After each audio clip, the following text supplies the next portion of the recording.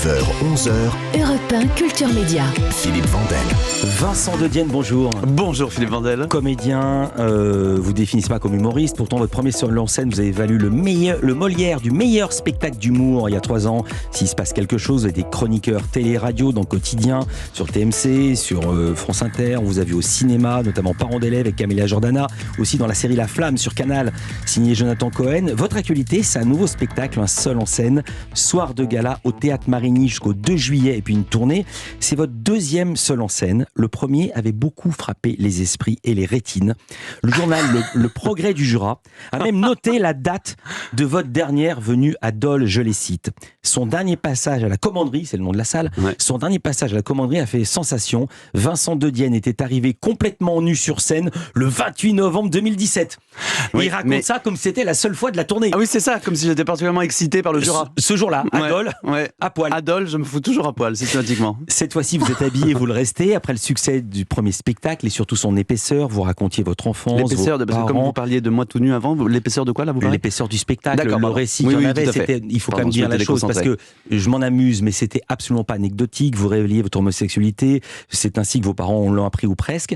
Question sérieuse, qu'est-ce qu'il vous restait à dire?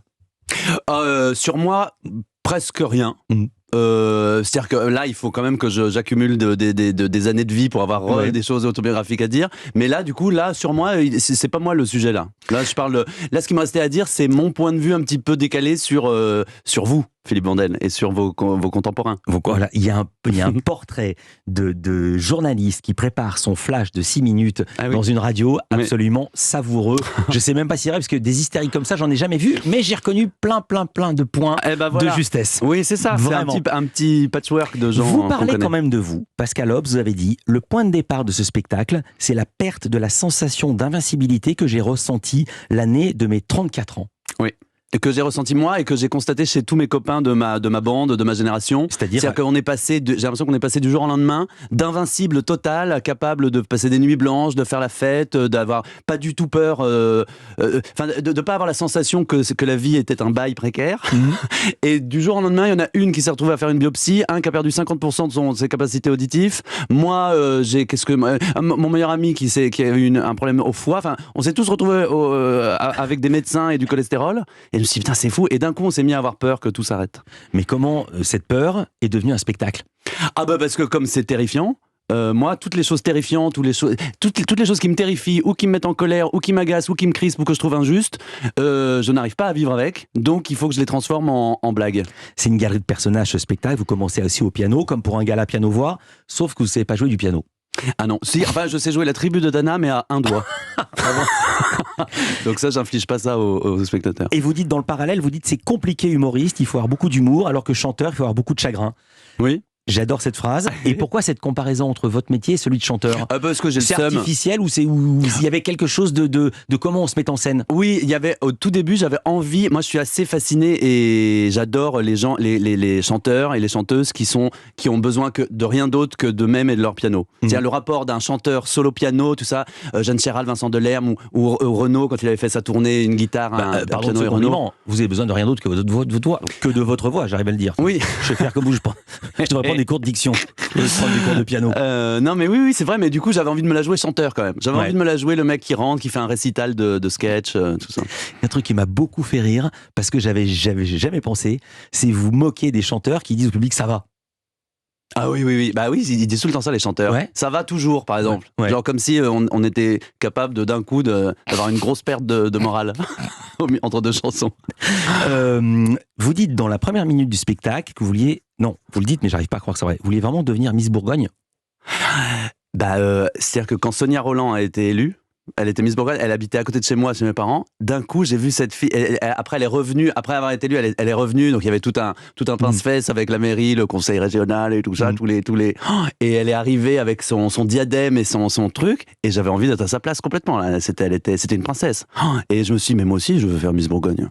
Parce qu'il y a deux choses. Dans Miss Bourgogne, il y a être Bourgogne. Et Bourgogne, ça c'est bon. Et être Miss quand on est un garçon. Oui, mais enfin ça, c'est un détail. Ah non, c'est pas un détail. Mais les acteurs peuvent tout jouer. Non, mais vous auriez pu avoir envie d'être Mister Bourgogne. Ben oui, mais ça, c'était moins populaire. On les connaît pas, les Mister Bourgogne. On en a connu un parce qu'il est sorti avec Laurence Boccolini, mais...